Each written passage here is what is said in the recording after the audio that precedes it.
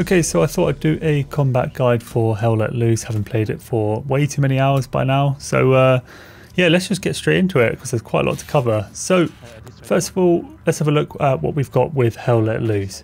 It's a game with extremely quick time to kill. It's kind of a hardcore shooter with extremely large maps and lots of players, 50 on 50. So that's all important to bear in mind for this tutorial. Starting at a kind of higher level, what you want to be making sure that you're doing is you're not getting too involved with firefights all the time. You're not getting too absorbed into them. You want to be able to detach and make sure you're regularly looking at your map. Map is extremely powerful tool in Hell Let Loose. It's almost cheating because for anyone that's new and doesn't know, if an enemy goes near an OP which shows on your map or a garrison, they light up with the little red triangle which lets you know that someone's nearby. So it pretty much gives you a fairly good indicator of where the enemy is. Now, depending on the amount of OPs and garrisons you've got around, you can kind of triangulate. If you've got a few spaced out and certain ones are lighting up and others aren't, you can kind of triangulate and get a fairly specific idea of where the enemy is sometimes, which is a huge advantage in any first-person shooter. So you've got to make sure you've got that tool at your ready. You know the enemy is going to be using it. Make sure you're using it as well. It's really, really important. So these two are hot. This one isn't. I'm guessing they're behind here. That'd be my guess. Yeah, there we go. So another thing based on the map, and this also goes in the category of map awareness, is also just notice where your teammates, if your teammates are trying to push a certain area, if they're going down and they're not able to make any progress, you know that area is going to be well defended. So you're going to have to find another way. You don't want to be doing what they're doing. And on the other hand, if someone's able to get a flank and go relatively uncontested, if a squad's able to do that, make note of it so you know that which routes are safe, which routes are likely to have enemies, even if there aren't any OPs or anything like that flashing up. So kind of take a note of where your teammates are going down, and it gives you an idea of where the enemy are well defended and where they might be weaker. So yeah, like I said, Hell Let Loose has got a low time to kill, which means that you really have to make most use of your movement, because if you're going to try and take someone head on, it's just not going to work out for you. Even if you've got plenty of numbers, like an MG can just mow down an entire squad extremely quickly. So you've really got to know where the enemy is, or have a good idea, and try and make the most use of your movement.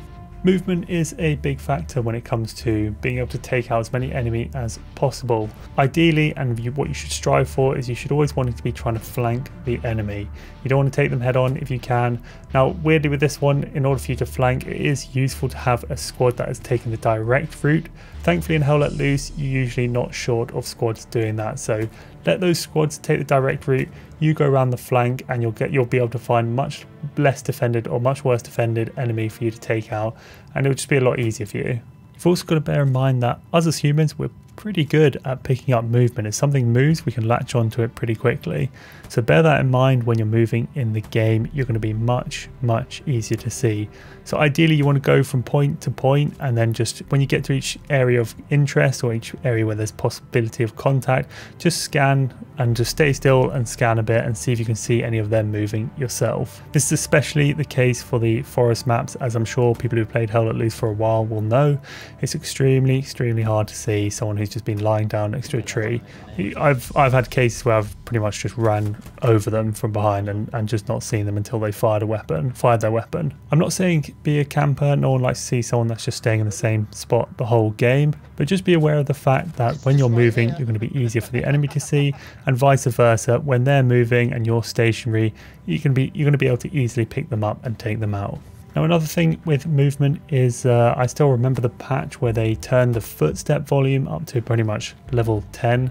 So footsteps are pretty prominent, especially when there's kind of muddy terrain or something like that. So you want to make sure that you're not sprinting. If there's not plenty of ambient noise around and you think there's enemy nearby, make sure you're not sprinting. If it's pretty quiet, just make sure you crouch at least. If you really want to be extremely quiet, then crouch and aim down your sights. At that point, you should be pretty inaudible, even though it is a bit of a hassle doing that. But once again, you want to use this to your advantage as well. You can get some very easy kills. If you hear their footsteps, you know exactly when they're going to be coming around a corner.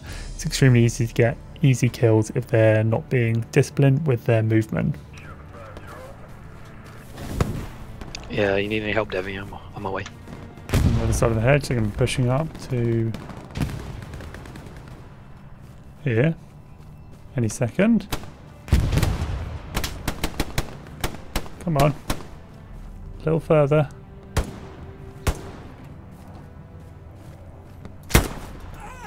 I'll come to you then. So just big picture wise, now we're talking about movement. Yeah, we want to be as invisible as possible. I know that's pretty obvious, but you've got to bear in mind what makes us visible. So we know footsteps make us visible. Bear in mind that map makes us visible. So if you've taken out an OP or you can hear an OP that's near you, just remember that if they're on the ball a little bit and they're looking at their map, they're going to know roughly where you are. So you don't want to linger too much. If you've just taken out an OP, just think they're going to know if they've got survivors of that OP, if the squad lead's still up, they're going to know where you are, and you want to kind of make yourself scarce and keep yourself invisible. And another thing that falls into that category is shooting. So firing your weapon obviously makes it easy to pinpoint where you are and what direction you're coming from. So you want to be pretty disciplined with when you fire your gun. If you've got yourself on a good flank, not the worst thing you can do obviously, but one of the worst things you can do is just give your position away too early before you've managed to get yourself behind cover or into a good position or take out that garrison or whatever it might be. So just don't fire at, and I'm really guilty of this, don't fire at the first person you see. Have a bit of discipline, kind of get an idea of where they're coming from. Now if they see you, obviously fire at them and shoot them before they shoot you, but if you've caught them by surprise, if you've got a good flank on, then kind of get an idea of what's going on in front of you before taking someone out. See if you can find that garrison or whatever it might be. And once again, you also want to be able to use this to your advantage.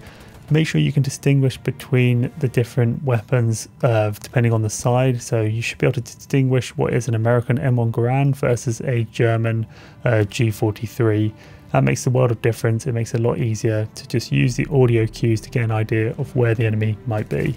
So getting a bit more into the nitty-gritty of the combat, we're going to start with cover. Now, this is also something I'm extremely guilty of.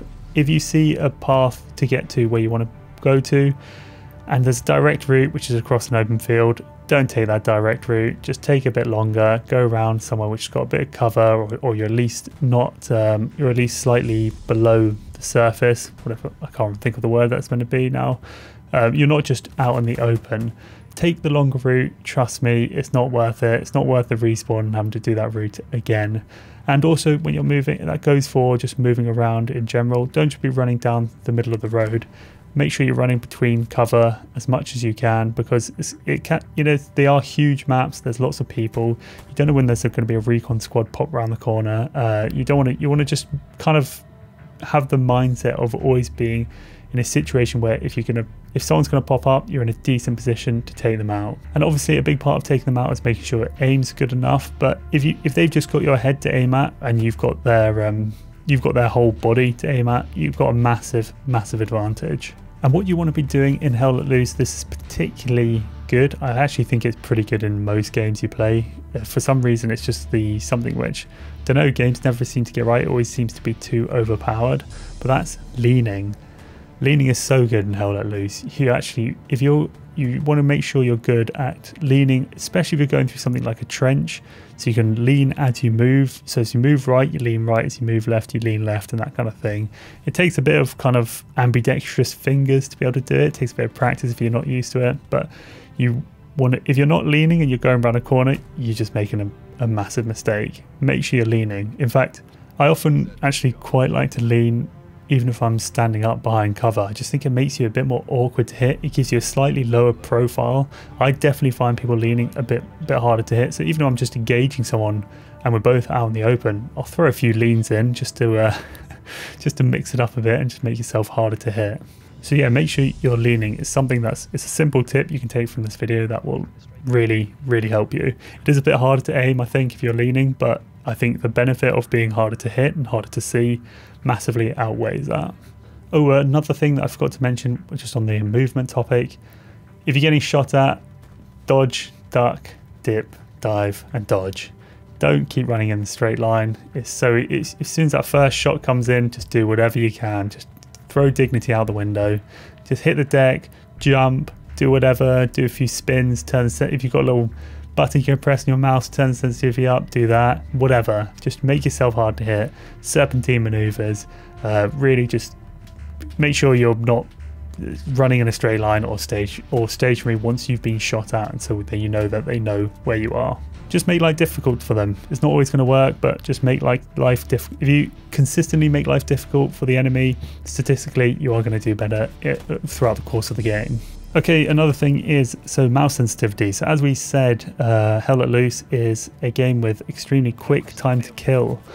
So typically with those kind of games, you want a higher mouse sensitivity than other games like Call of Duty, let's say, because you don't tend to have to stay on the target. If you hit them once, they'll usually go down with like an M1 Grand. So let's say on a Call of Duty game, if you've got an M1 Grand, it might take 3 body shots to take the enemy out, whereas on Hell Let Loose, it just takes 1. So you're going to have a lower sensitivity on Call of Duty because after that first shot, you need to stay on the target, and that's much easier to do with a lower sensitivity. So typically games with a high time to kill, you can bump the sensitivity up. One little caveat to that is Hell Let Loose is a game with massive maps. So you can find yourself in pretty long range scenarios with long range combat. There's also bolt action rifles, which are extremely unforgiving if you miss your first shot. So an M1 Grand, you can miss your first shot, quickly take the second, and yeah, you're still taking them out in 1 bullet. With something like the car, you miss your first shot, it's a bit punishing. So there's long distances for firefights, and it can be punishing if you miss your first shot, and both of those things can kind of lean towards a lower sensitivity. So depending on your playstyle, now if you do everything, just find some nice middle ground, you're probably going to still be leaning towards the higher sensitivity side.